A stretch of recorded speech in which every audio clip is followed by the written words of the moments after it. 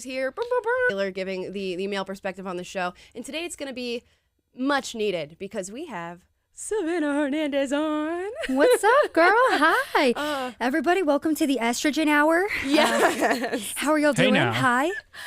We're doing fantastic. I hope you guys are doing well. Let me know. Oop, I keep hitting your cord. How you guys are doing in the chat down below. How's your day been? What's going on? What news are you listening to?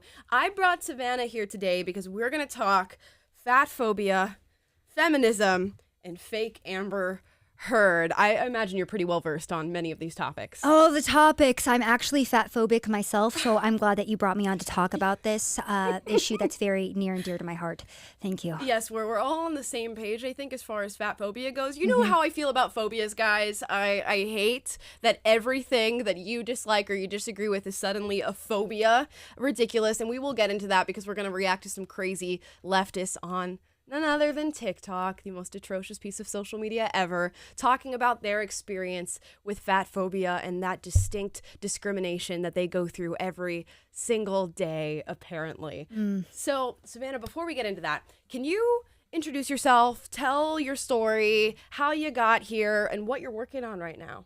Sure. So my name is Savanah Hernandez. I'm an independent journalist who basically goes out on the streets of America and asks my fellow man, hey, how do you feel about the Supreme Court potentially overturning Roe v. Wade? Or I'll go to the border and kind of check out what the mainstream media isn't showing us. I was recently in San Francisco covering the fentanyl crisis. You know, California has a very big issue with that. I was realizing, it's funny, I was actually here 2 weeks ago. I was covering Skid Row and the Tenderloin District, and I swore I would never come back to California. I'm from Texas, and I was like, I hate this whole state. I'm never coming back here. Yeah. And here I am. But I'm on a Mala show, guys, so I'm having a good time. So that's a little bit about me. And yeah, I'm just, I popped into this closet. And then you were like, come on the show, and here I am. So TikToks, man, I'm excited. For your viewing pleasure. I feel like all you have to do is come to California once, and you're like, oh, okay, first of all, this is not at all what I expected, and secondly, I don't ever need to be here again. Yeah, looking at the beach is nice, but then you wander into the wrong neighborhood, and it goes downhill real fast. Yeah, I mean, real it's just, fast. you cross one street, and all of a sudden, you're like, I am suddenly unsafe. I'm like, I'm a little bit afraid. You know what?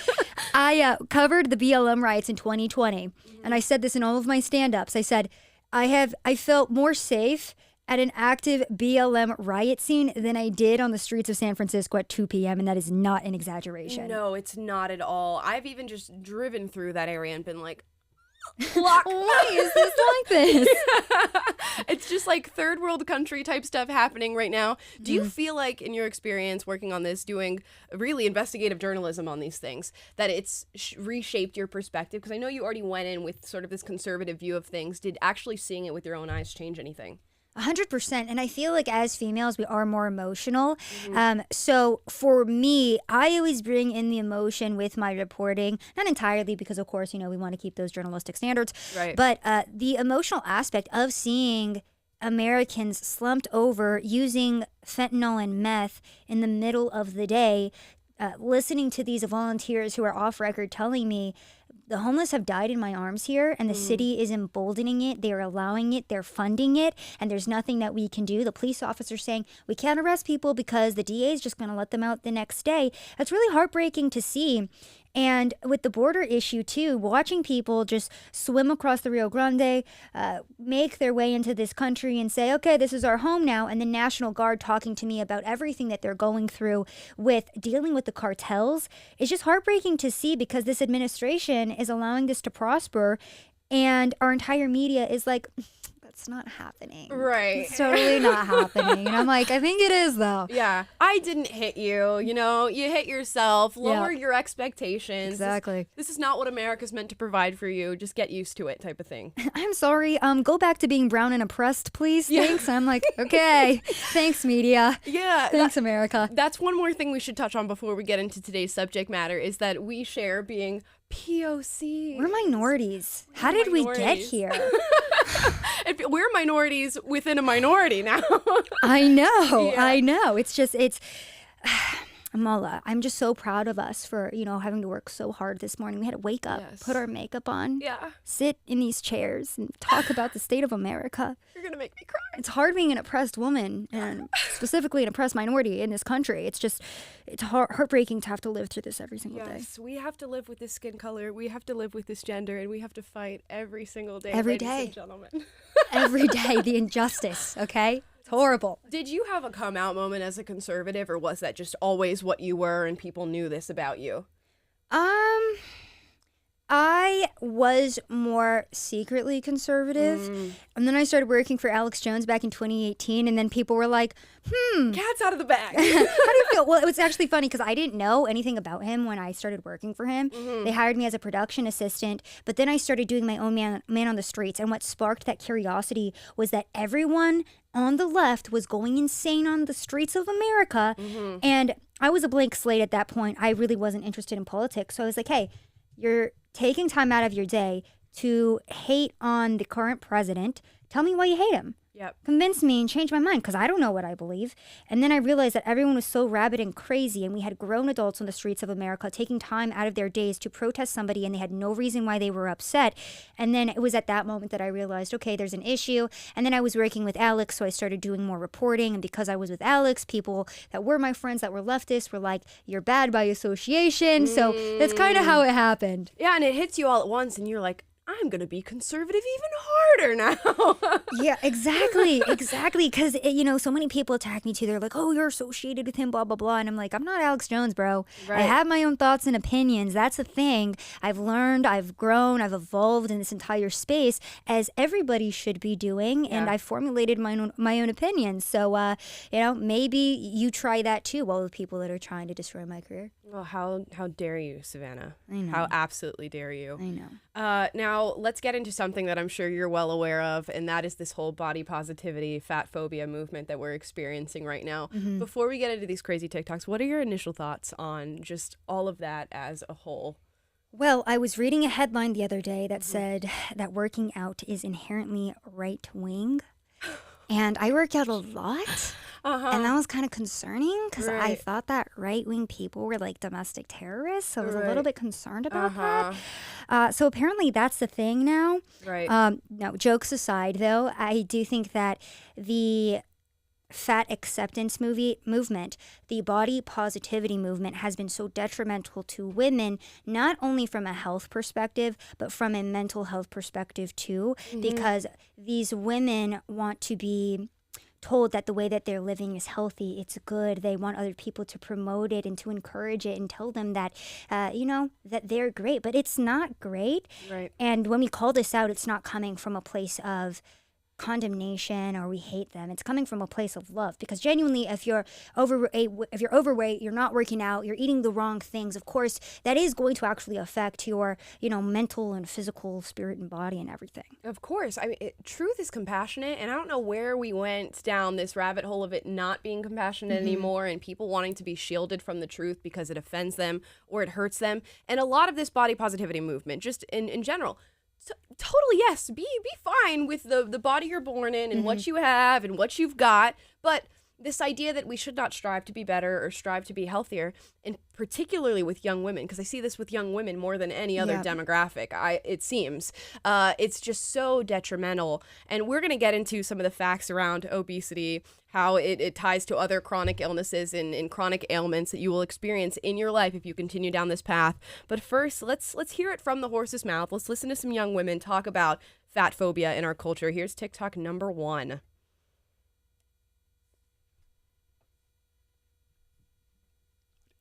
So a few months ago, this girl on Twitter went to a Harry Styles concert, and she wanted to buy a hoodie or a crew neck, and noticed that she couldn't buy it because her size were sold out. All the extra larges, the 1X, the 2X, the 3X, they were all sold out, right? And, she went on Twitter and she complained about how she hates that skinny people buy up all the plus size stuff. And, the skinny Harry's got super mad at her because how dare a fat person be upset that her size is sold out? How dare a fat person be so upset that a bunch of skinny people bought her size? And I noticed, well, it's nothing new, but, I noticed this over and over again A fat person would go and complain about how their size is never there. And skinny people would get super angry that a fat person expressed their feelings. And it's just because skinny people hate fat people. It's nothing new. Let's pause. Savannah, I must say, I don't want to offend you or anything, but you're particularly skinny. Thank you. Do you hate fat people? I don't hate fat people at all, but I will tell you that I actually do have a lot of beef with the current industry, the fashion industry, and the fact that all of the mannequins are obese right now. And that if you go shopping online for a piece of clothing, the models are obese. Right. And I don't understand why we're perpetuating and we're pushing the culture of obesity on people as, again, like you said, something normal and accepting. When I'm like, no, bro, that's unhealthy. And also, why are we pretending that everybody that walks into a Lululemon is obese? Like, right. It's What? really... what are we doing? It's really a false characterization of everything that's happening right now, and I totally get it. Fat bodies exist. Fat people exist. Does that make it healthy? No. And I understand that. And I understand that people want to be seen. I hate this argument of, I'm not represented, therefore I feel like I can't do X, X, X, Y, Z, whatever. I think it's a completely BS argument. But this idea that because it exists, we should make it healthy or normalize it in a way that teaches people not to be conscious of their health choices, of their wellness, I think is completely ridiculous. And again, it is something that seems to target women in particular. You know what the obesity class really is too? It's just another way for people to victimize themselves. Let's be honest, right? People victimize themselves with race, with their gender, now with their weight. To be quite honest with everybody in the chat, and I'm going to be very blunt with this, the majority of people are obese because they're lazy and they don't want to go to the gym, because they don't want to sacrifice, because they don't want to take care of their bodies, because they don't want to put the time and effort into researching how to properly take care of their bodies. So when they feel sick, they feel depressed because your microbiome in your stomach is directly tied to your emotions, to your brain. You're feeling groggy, you're feeling bad, and you're like, oh, I feel this way because society hates me. I feel bad because of society. I feel sick because of society. If everyone just accepted me, I would feel better. No, you're not going to feel better because you're not living a healthy lifestyle. And I promise you every single time, because people love doing the whole, oh, well, some people are obese because of a health concern.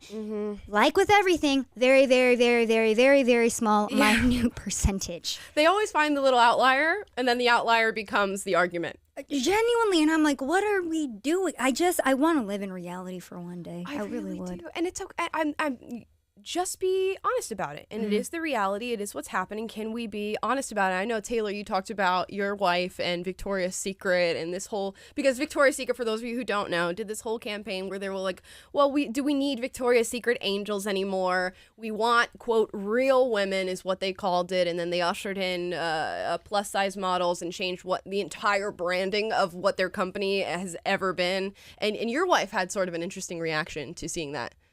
Yeah, I mean, there's a place for like wanting to accept people and Absolutely. like, undo these unrealistic standards and that type of thing. But people like lingerie brands exist or originally existed because women want to feel sexy. And so her whole point was just, I don't want this brand to remind me how fat I am. I want it to make me feel sexy when I buy it, And so that was basically her perspective. You know what, Amola? And you made a really good point yesterday. And I want to bring it up because you said this and it just blew my mind.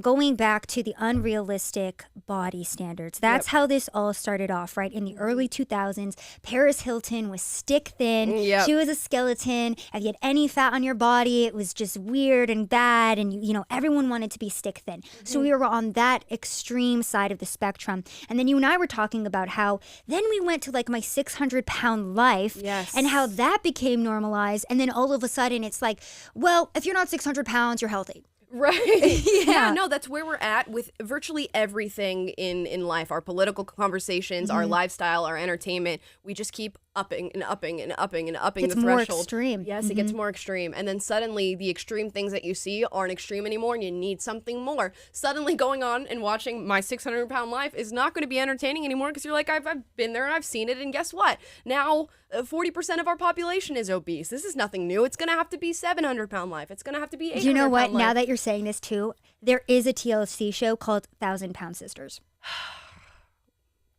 can't make this stuff up. You're can't totally make it right. up. And that's what I'm saying. I'm like, you have to make this point on air because it blew my mind because I was like, you're totally right. It started out with 600 pounds. Now we have 1,000-pound sisters. Like, it keeps getting more and more extreme. Yeah, until it's, and that's already unlivable, but it's going to become something that's completely unlivable. And we are just ushering ourselves into this WALL-E era. I don't know if you guys have seen Pixar's WALL-E. If you haven't, watch it. Very depressing film for a kid's cartoon, I must say. Yeah, or you could go to Walmart. It's essentially the same thing. Right? Or just like fast forward into 2030, and then that's where we're all at. Yeah. Well, let's try. We got how many? We got maybe a minute into this TikTok, so let's keep watching. Don't do it to me. You know, this is something that we just found out. They hate fat people, but they love buying their clothes. Skinny people buy the hoodies and the huge sweatshirts so they can get that baggy effect, but they wouldn't buy like the tights. The tights most definitely got to be their size, you know. And it bothers me because skinny people they have everything, you know. When you go into the mall, 95% of the clothing stores are for skinny people. Half of the stuff in the stores only go up to like a size 6. Like, it doesn't even have 16. That is not true. 16. I feel like that's not true at all. I want to jump in there and say that's not true. I've never been to a store in my entire life where there's only been up to a size 6. If anything, I can never find my size in anything because the clothes are too big. What's going on? Yeah, it's just you said something important. On every single characteristic that you can have, somebody will try to sell you on your oppression. Mm-hmm. And in the same light, there's this whole thing happening right now called skinny shaming, and now skinny girls are coming back and saying, well, I'm oppressed because of where I am at. And there's this idea that if you represent a small section of society, well, now obesity does not represent a small section, it's a much larger one, that the world and reality is meant to morph to how you view it. It's meant to morph to make you the most comfortable, and F all those other people who represent what is typically standard or objectively standard, because you represent an outlier and are now uncomfortable because of that. Well, the reason, too, I speak out against this so vehemently, if you will, is because when I first moved to Austin, it was the first time I was paying bills, I was living by myself, and I started gaining a lot of weight because I found this place in Austin that was like gourmet donuts. They were bomb. Like, every day. Yes. I gained 20 pounds and I felt so uncomfortable with my body. And I remember this distinct moment when I said, I'm eating because I'm uncomfortable, and I'm uncomfortable with my body and I want to eat. So I can take one of two pathways and start working out right now and getting more disciplined with my diet because I'm feeling groggy because I am eating a little bit bad and it's making me feel bad. I feel self-conscious. Or I could take the path of continue to eat the donuts, continue to just be sad, but it makes me feel better in the moment. So that instant gratification is worth it. I decided to take the path of, starting to work out and eat a little bit healthier. My mental clarity was better. Absolutely. The way that I viewed myself was better. My confidence was better. And again, maybe those things don't need to be directly tied to your body per se, but your actual health. Like, this is a health issue. This isn't about being skinny or fat. This is about your health and making sure you feel good internally, because how you, I guess, not feel internally, but are internally, like, it shows externally, right? Like mentally and physically. So, yeah, if you don't feel good, it shows. Right. And I noticed that a lot in just in general. And you can apply this to other parts of your life. When I was on the left and super unhappy and constantly searching for oppression, I felt a lot of discomfort on a day-to-day basis. And you can look internally and go, okay, I feel a lot of discomfort right now. Let me look inside myself. Let me figure out what's going wrong. Let me try to find some truth behind this and fix it myself. Or I can turn that discomfort around and project it onto other people and put everybody else in the same place that I'm in. And that's why I became an organizer. I was like, hey, come join me in this discomfort that I'm feeling and this anger that I'm feeling. And I think the same thing applies to health, and health is, objectively attached to weight and these things that we experience in terms of our bodies and obesity and fat tissue and all these things. And they can feel this discomfort and go, well, instead of looking inside myself and thinking, okay, is there something I could be doing better with my life? They instant gratification society. Right. Yeah, that's what it is. Nobody wants to get to the root of the problem. They say, I want this to be covered up right now. I want to feel better right now. So I'm going to eat the donut, or I'm going to take the depression pills. Like, okay, I just want to say this now too, because we are an instant gratification society. Depression is a normal human emotion. You do not need to take depression pills to combat that. Everybody feels depressed. You're not supposed to feel happy all the time. And taking these big pharma medications are going to make you feel worse in the long term. Understand that these are human emotions. Understand how to handle that and discipline your own mind and body, because this is a normal thing. And stop giving into the instant gratification that in the long term is making you feel worse. Oh man, you're so right. Let's ride that tangent for a little bit, because I actually woke up this morning, I was watching Russell Brand, a huge fan of his. Dude, me too. He's so based. So spot on. I found him the other, maybe like a year ago, and I was like, I thought he was like a woke comedian, but his content is so good. Yeah, you're like, he's on it, and he's represented this. I think he's going to be massive, way more massive than he is already now, because I think he's somebody that people from all walks of life can just listen to and go, oh, there's a lot of clarity there. But he made this video talking about something Elon Musk tweeted, saying, you know, SSRIs and antidepressants and Adderall and things like that. This is not the issue. This is not the solution to the issues that you're feeling right now. And looking into more like naturopathic forms of responding to these emotions. And I think as a society, we've become so reactive in our medicine and in our health, and we wait for problems to arise. And then we go, well, here's a big pharma solution to that, or here's a fat phobia to justify where you're at. That's right what I was now going to say. I was like, we don't wait for problems to arise. We create the problems. You know, you and I were talking about behind the scenes too, how putting kids on Adderall and diagnosing them with ADHD is a very recent thing, actually, because back in the day, it was like, yeah, your kid's crazy because he's a little boy, he has a lot of energy. And now it's like, oh, is your child acting like a child? Meds. Right. And I started noticing that just listening to the radio. I felt like every hour on the radio, I'd hear an ad that's like, does your child like to run around and play with things and doesn't like to have intelligent adult conversations at 5 years old? Go see a doctor and see about some ADHD medication. Unbelievable. So yeah, I think in part we do create problems like that. The whole fat phobia thing, the ADHD thing too. But as far as this reactionary medicine that we're going to, we're like waiting for people to develop chronic illnesses and then being like, here's a big pharma solution to that. Here is an antidepressant. Here is an anti-anxiety medication. Instead of teaching our average everyday citizens, here are some proactive steps that you can take in your daily life that might stop you from getting diabetes. See, and I'll take you one step further. I'm so sorry to cut you off. You're making a great point there. We actually create a lot of chronic diseases in this country with our food supply, with the foods that we are ingesting, with not going out in the sun enough. Vitamin D, very important for your mood, very important for your health. Not supplementing naturally like you talked about. Everyone just jumps straight to the doctor. Nobody wants to say, hey, feeling a little sick. Maybe I'm low on vitamin C. Maybe I need some zinc. You know, it's always nope.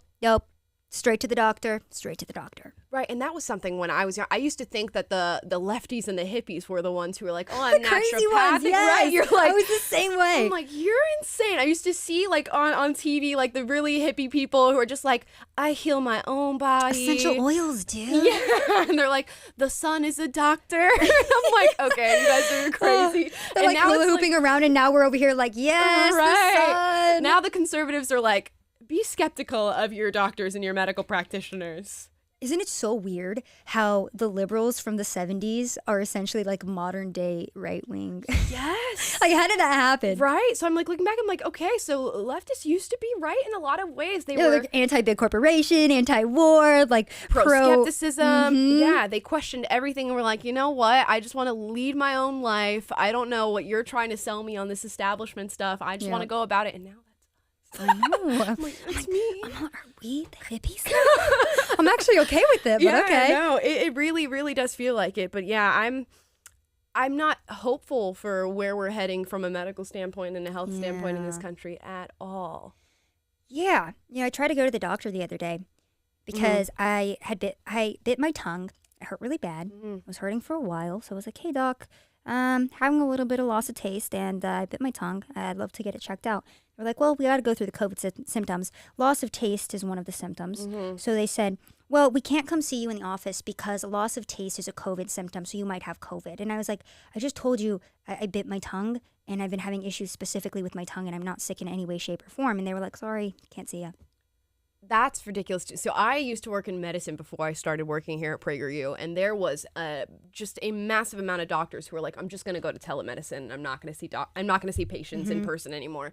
Do people, and I don't think people realize the detriment of not seeing a patient in person to actually discuss what they are going through. Yeah, hey doc, I got this weird bump. Okay, here's some medicine. Right, it's ridiculous. Like, I've seen patients where a 90-year-old will call into the clinic for telehealth and be like, hey, my leg really hurts. And the doctor goes, okay, we'll take ibuprofen. And because you saw them through telehealth, you didn't see they had a massive blood clot on their leg. And that's where we're pushing ourselves into this technological age of not only just entertainment, lifestyle, and leisure, but medicine too.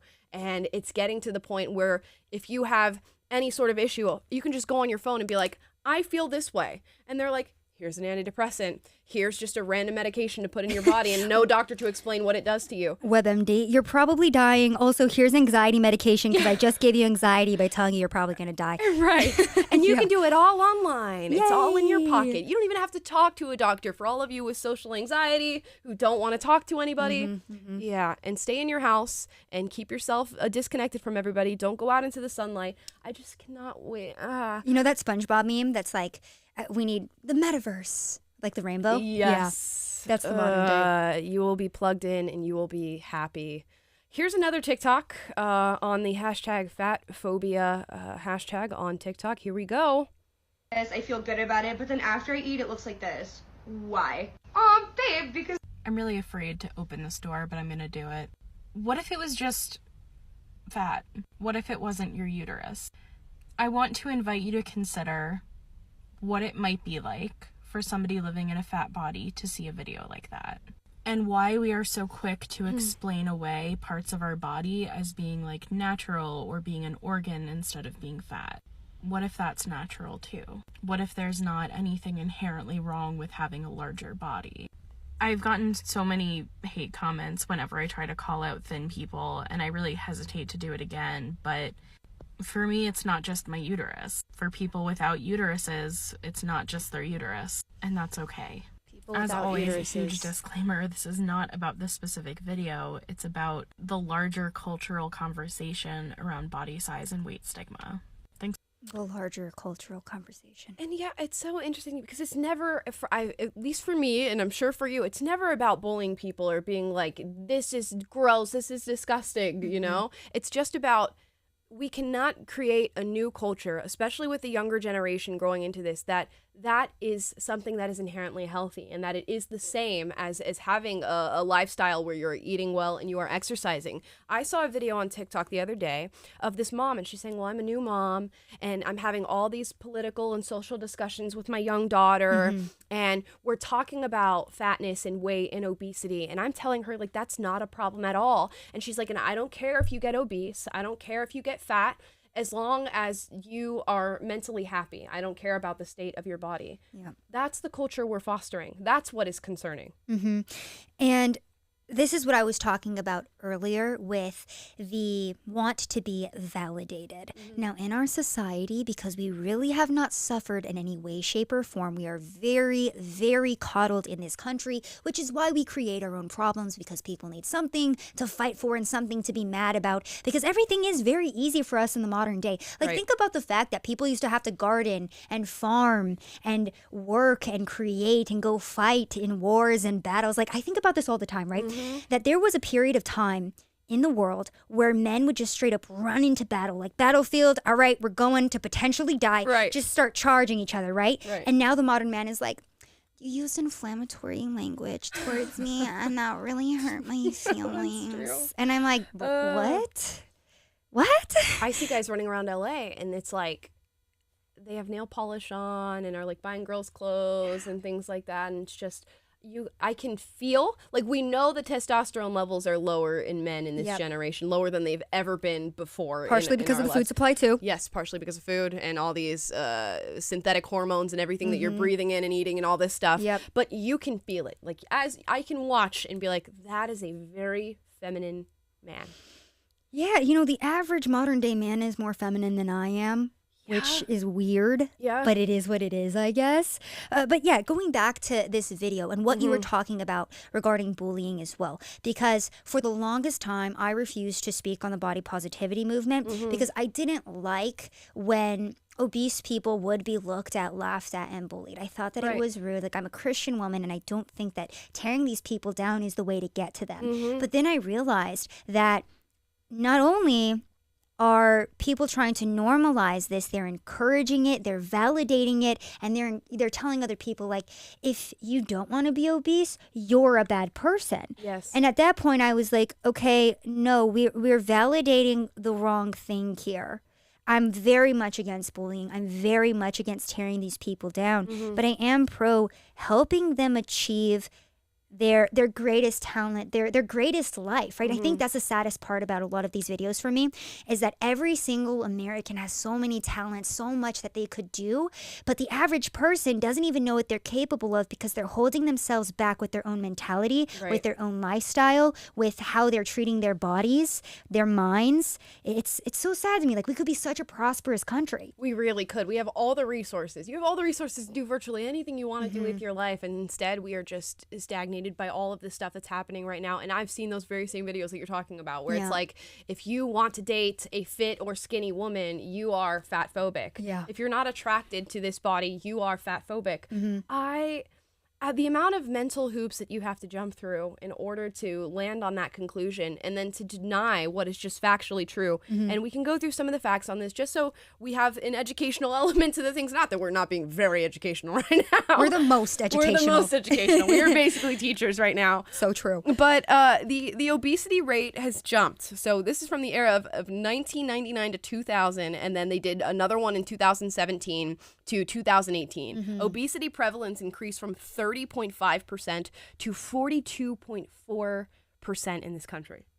Isn't that, like, it's unbelievable. That's quite an increase. It's quite an increase, and this is from the CDC. So we know how much we love the CDC, but at least this seems semi-accurate. It says on average, 1 out of every 3 adults is obese, which is about 36% of adults. We spend about $150 billion on obesity care in our country instead of being proactive about these things. And nearly 1 in 5 deaths is preventable because of obesity. Oh, yeah, girl. The past 2 years, regarding a certain disease that was ravaging everybody.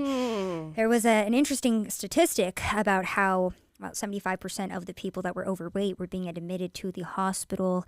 They succumb to, certain diseases and viruses a lot easier. It makes their life threatened. Their lives are threatened more when they get sick because of obesity. But then again, you call that out and it's like, oh, well, you're a bad person. You just hate fat people. And it's like, no, I care about people. I care about all people, which is why we're promoting this and trying to talk about the health repercussions, because this isn't just like a, oh, you're overweight, you feel bad type thing. Like, this goes into multiple different angles. Yes, it absolutely does. And it only took 2 years for us to get the truth on that. It only took 2 years for CNN and MSNBC and ABC to come out and say, maybe exercise. I know we told you to stay in your house and lock yourselves down and not get sunlight and not go out to do anything with your peers or your community or even your families. But it'd be probably good if you exercised and were a little healthy and made healthy choices. I don't know, Amala. I mean, that entire year where everyone was locked in their houses, I was just thriving being locked alone in my apartment by myself, not able to go anywhere or do anything, not being able to go out in the sun. I really enjoyed that. Boosted the old mental health, I think. Oh, yeah, totally. You know? Yeah. I made a bunch of imaginary friends in my house as an adult. It was a great time. Now, guys, we are going to move on. I did have more TikToks to show you. They will be linked down below if you guys want to go and watch more of the insanity that is being fostered on these social media apps. We're going to get into some other subject matters. We're going to talk Amber Heard and modern-day feminism and talk about our feeling on both of those things. I am going to say goodbye to everybody who's watching on PragerU YouTube. Head over to my channel, Amala Epinobi, Unapologetic, and watch there if you'd like to continue this conversation with us. I'm watching your chats. You guys are very engaged, so go ahead and hop over on that other side. Let's talk about Amber Heard. You said you're sort of keeping up with this. You've seen what's going on. I know the basics. I know the basics. Okay. So for those of you who are unaware, I don't know how you could be unaware at this point, but Amber Heard in an op-ed for the Washington Post accused Johnny Depp of both sexual and physical assault during their very short-lived marriage. And Johnny Depp called BS and sued her $50 million in a defamation case. And now that case is coming through. We've seen therapists testify to Amber's condition and many of the lies that she's told, security guards, personal assistants, people who worked with Johnny Depp himself talking about some of the lies, including defecation in his bed. Unbelievable. You know what? On that alone, I think Johnny Depp should win this whole Here's case. the $50 million. Just So take sorry. it. Nobody wants to hear anymore. Just end it. And we spoke yesterday on the program about how a lot of this is theater and a lot of this is entertainment. And again, the more salacious, the better. And we're upping that threshold. Yeah. But I want to talk about this from a feminist perspective. We saw the whole hashtag Me Too movement come through with the idea that all women are meant to be believed. Believe all women. Believe all victims. Believe all stories. And now we're seeing that, the negative aspect of that, and on a massive scale with A-list celebrities. Here is some of Amber Heard's testimony. Now remember, both of these individuals are actors. I would posit that one, the biological male, he's a better actor than this one. But let's watch this, and you tell me if you think it's a performance, if you think it's real. And here is her testimony of the first time she had ever had a physical altercation with a one Mr. Johnny Depp. And he slaps me one more time. Hard. I lose my balance. All of a sudden, realizing that the worst thing has just happened to me that could possibly happen to you, I realized that I wish so much he had said he was joking. Because it didn't hurt. It didn't physically hurt me. I was just sitting there on this carpet, looking at the dirty carpet, wondering how I wound up on this carpet and why I never noticed that the carpet was so filthy before. And just sat there thinking, how much time do I have in your to house, figure girl. out what I need to do? Because God, did he just hit me? No, I didn't want to leave him. I didn't want this to be the reality. I didn't want to have the man I was in love with. I know you don't come back from that. You know, I'm not dumb. I know you can't hit a woman. You can't hit a man. Did you know that you can't hit a man or that you can't hit a woman? Because we've seen footage and we've listened to audio recordings of you doing and saying the exact opposite. And I just love the moment of, I sat and I didn't recognize how dirty the floor was. And I remember thinking in the moment after he hit me, the floor was so dirty. It's like she thought, okay, if we make this play out like a movie script, people are going to believe exactly what I'm saying. And I'm saying this because I've watched hours of this testimony now, not just this little clip. And she sits and she talks in this exact temperament, this crying. Not a single tear rolls down the old face. Heard. You know, I'm just going to say, Mal, I'm a little bit mad at you because I was avoiding watching Amber Heard fake cry as hard as I could because I knew it was going to piss me off, and I'm a little bit annoyed right now because, you know, if the acting was believable, I would have been like, okay, but you're completely right when you say that with her. The floor was dirty. I'm pretty sure, and again, this is my own personal opinion, but if somebody slapped me in the face, I wouldn't be like, wow, the floor is dirty. Right. It's not what I would be thinking in that moment. And Amber Heard is like a verifiable psychopath. I think we've all seen that. Again, that's my opinion, the correct opinion, but my opinion nonetheless. Right. Allegedly. Oh, yeah, allegedly. Of course, thank you. But I feel like this just really confirms just how much of a lie, alleged lie, this all feels like it is. Yeah, it's serving Hallmark. It's giving me Lifetime vibes. We're gonna continue watching and see if it improves at all. Do we get a tear? And I wish I could sit here and say I stood up and I walked out of that house and I drew a line and I stood up for myself. She's trying. But she's trying. He starts crying. And, you know, like, I had never seen an adult man cry. Huh? In your how many years of life, you've never, and in the acting business, you have never seen an adult man cry. She's never seen it. And she didn't know a man could hit a woman. She knew that it was bad for women to hit men. Men actually don't have tear glands. Well, I thought that until this testimony right now. Men can cry? Oh my gosh. Unbelievable. I think we'll watch the last little bit of this and then we'll start talking about this a little bit more in depth. Crying. Tears, just falling out of his eyes. He gets down on his knees and he grabs my hands and he's touching my hands and he's saying to me, I will never do that again. I'm so sorry, baby. I put the f***er away. I thought I killed it and it's done. I thought I put the monster away and I've done it before. It's done. I didn't say anything. I made a point to not say, oh, it's okay or anything like that. I just didn't say anything. I got up, I went to the car, I sat in my car, and I felt like I sat there forever. I didn't want to turn the key. I just leaned my head up against the window. She's very good at giving the emotional details of the story, so you feel like you were there. You feel like you went through this experience with her. If only she could just turn up the acting a little bit. You're totally right, though. She really is painting this emotional picture. She was like, the glass was cold on the window. Yep. I remember it like it was yesterday. So horrific. It started to rain as I was driving, and I looked out the window, and the rain represented the tears that never fell down my face as I testified. Ooh. Never. Maybe she was just severely dehydrated that day. She forgot to drink a bottle of water so she could remember to cry. Johnny deprived me of my water during my marriage, and I haven't been able to get that back in my life. I haven't been able to drink a glass of water since he left. I am so scared that I forgot how to cry. Yeah, and we might sound like we're being brutal right now, but if you've followed this story and if you've listened, like I've said, actually listened to some of the videos and some of the audio recordings of Amber talking to Johnny Depp and saying, I didn't slap you, I hit you, I didn't punch you, I hit you, and I'm going to tell everybody, and I'm a woman and you're a man. Who's going to believe you? They're not going to believe you if you go and tell everybody what I did to you. And to get up here and then try to paint this new picture of everything that you've done, she severed his finger.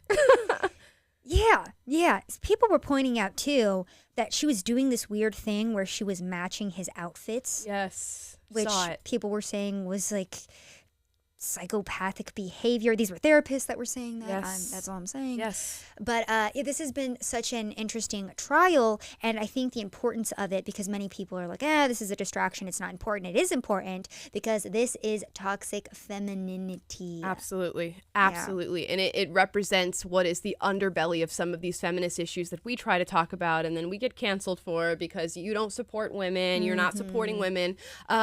This is what happens when you tell one section of society that everything they say and do is right and they should always be believed, and you could never be toxic because toxic only applies to your masculine counterpart. Right. It is never you. You are always the victim in this whole situation. It's always patriarchy, and you're the one who has to fight. But this is how a lot of them fight. They lie, and they push through a narrative that's false, and then they get caught in it, and then they're like dogs cornered. Yeah, it's really sad to see that Amber Heard was even allowed to do this because I didn't realize either. I was a big fan of Johnny Depp back in the day, and I guess, I don't know if I stopped paying attention, but I didn't even realize that his entire career had gotten canceled because of these allegations. Yep. I didn't realize that he got dropped from like Harry Potter and Pirates of the Caribbean because of these allegations. Yep. And so the fact that Amber Heard was able to do this, the fact that in America you are guilty until proven innocent and your entire life can be destroyed over this. Right. We're not in a good place, guys. We're really not. We're not. And he's never going to get it back. He's never going to get back the life that he had before. And even if he did, it's through airing out every single bit of dirty laundry. His whole reputation is tarnished now. Yeah. Because even to some people, forever in their eyes, he will be a wife beater or a woman beater. Yes. So it's unfair and it's horrible that we've allowed this to prosper, but welcome to America in 2020. Yeah, and as two women, let's take this opportunity to talk about that, because apparently we're the only ones who can talk about these female issues and #MeToo or whatever. There's going to be, I think, a massive influx of men going, I was wrongfully accused, and nobody's ever going to hear me out. And that's all they're ever going to know. And for the women who abuse this idea that you should always be believed and accuse men of things they did not do, I don't know what should happen to women like that, but something not good. karma needs to circle back on them, because those men will never get their lives back. They'll always be seen. Even if you take it to court, you sue them for defamation and you win, people remember the beginning part. People remember the accusation. So one of the things that I'm realizing, specifically with the abortion argument, because that's, really back in the news right now, Michael Knowles actually just did a really great interview. He interviewed a leftist, and this was the language she was using. She was saying, well, if you consent to sex and get pregnant, did you consent to that pregnancy? And with that mentality, I want us to understand how women look at the topic of sexual assault. Because there are a lot of women who will consent to, being in a sexual relationship with a guy. Maybe he hurts her feelings, maybe he calls her a bad name, and then they go, you sexually assaulted me. Right. And that's a big issue. Look at how abortionists are talking about consensual pregnancy right now, and understand how they look at a consensual sexual relationship. They have weaponized our language. They have weaponized everything. Yep, watch your back, fellas. There's some hot leftists out there. Do not fall into the trap. Taylor, you're married. You don't have to worry about it. Yeah, I'm safe. Boys, go to the gym. Don't go to the hose. Right. That is not what you want. You will not be saved. She is not going to help you. But yeah, that's it. That's exactly how they view things. And you get a lot of flack for saying this, but regret is not assault. Yeah. Regret is not assault. And I'm so sorry. I'm going to say it out loud. We're not on PragerU anymore, so we're on my own channel. But regret is not assault. You know what, Namala? Guess what? You're canceled now because you told the truth. Congratulations. Yeah. Can't do that in the modern day. Somebody's going to make like a super cut of all the horrible things we've said during this podcast. I hope they do. Oh, my gosh. I hope they do. What do you see the future for women being like? Do you even bother with being optimistic or pessimistic? Or are you just like, I'm here, I'm doing the work, we'll see what happens? I love being optimistic about our future. Because it's very, very easy to be pessimistic about the state of America. What I like to look at right now is that the left, that liberal women, have gotten so crazy that many women in the center are waking up to the reality of what this career life looks like. We have a lot of women in their 40s right now that are like, I froze my eggs, but now I can't get pregnant. I don't have a child and I never got married. I chose my career and now I'm depressed. And we told women and we sold women this lie that having kids was going to ruin your life, because why would you spend money on kids when you could spend money on yourself? Right. And that, being dependent on a man and being a wife was a bad thing, that being a mother was a bad thing. But many women are waking up to the realities that, you know what? Actually, having a child gives you so much purpose in life. And it does teach you to not be selfish, to think of somebody else, to put someone else above yourself, because humans are inherently selfish. You have a child, it forces you to think of somebody else, it forces you to grow and mature. Right. So I think a lot of women are seeing that, and we're starting to see a big change in a more traditional and positive direction that I'm really excited about. And no matter what you do, the thing that makes me optimistic around this too is, no matter how much you lie to people, I don't care if feminist propaganda is everywhere and we're telling all women they don't need love because men are toxic, they don't need families because they don't want to be subservient to somebody. In fact, just work for a corporation your entire life, because that's who you should be subservient to. Yeah, so much fun. You won't be sad in the metaverse, guys. Yeah, right. AT&T will be there when I'm passing away. I can't wait for that reality. But yeah, that's what they're telling people. You cannot ignore biology, and women feel it. I don't care what side of the aisle you are on. You start hitting late 20s, early 30s, you're like, I can hear the clock really is ticking, bro. I'm 25 and I'm right there right now. I'm like, okay, this is fun to talk about, but who wants to marry me?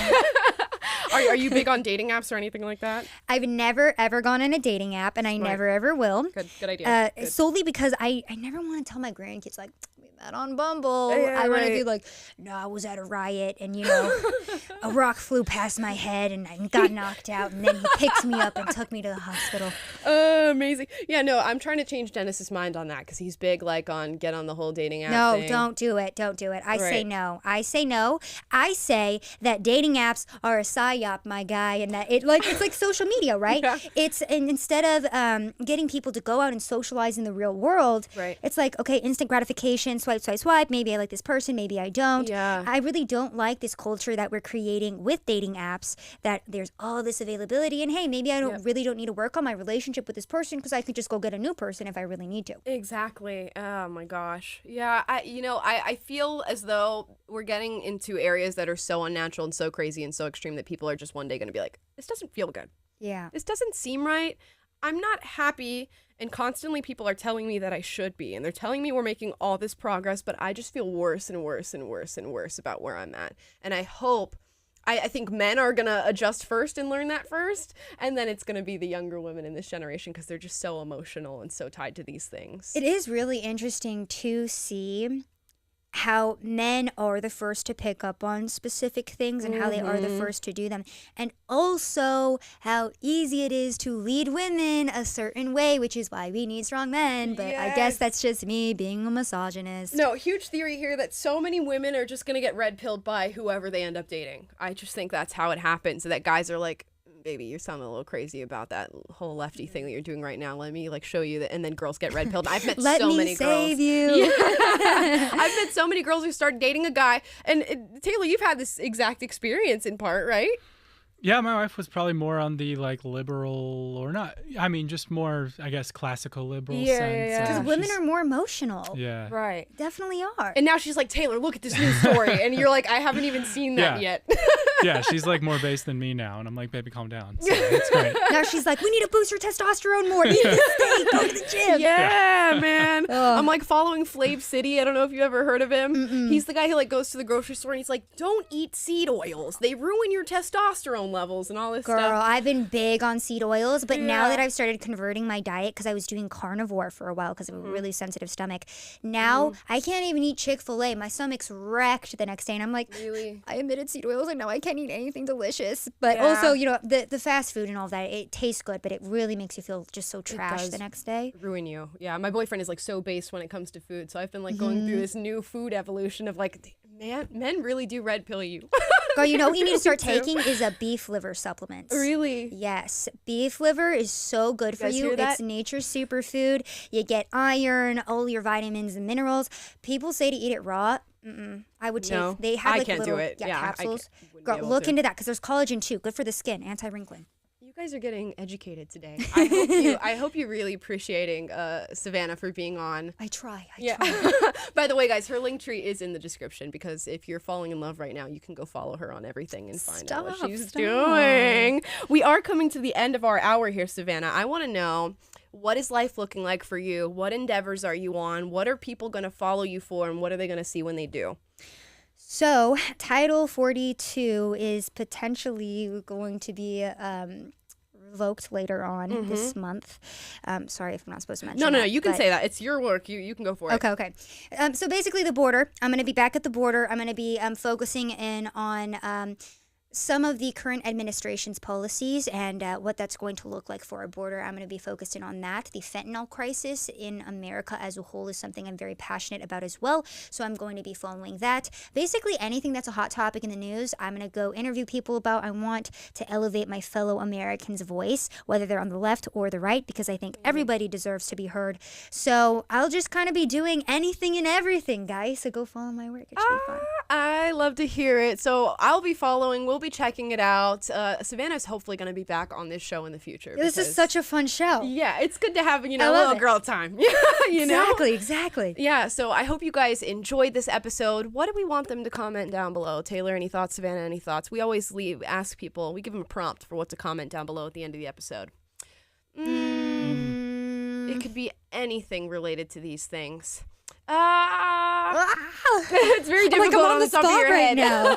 How do you feel about this new female generation moving forward? Are you optimistic? Are you pessimistic about it? Do you not even bother with optimism or pessimism? Do you know anybody in your life who's a young woman, and is she going through the sort of swaying back and forth of this feminist movement and all the crazy narratives we're being told right now? Drop that down below. Yeah, this podcast has been one for the women, but I hope the men who are watching this right now are like, oh, I'm getting an inside scoop on what's happening. No, but men can learn a couple things too. Yes. You know? Maybe how to understand women better. Yes. It's always good. It's always good. Maybe we're red pilling you on understanding females right now. Exactly.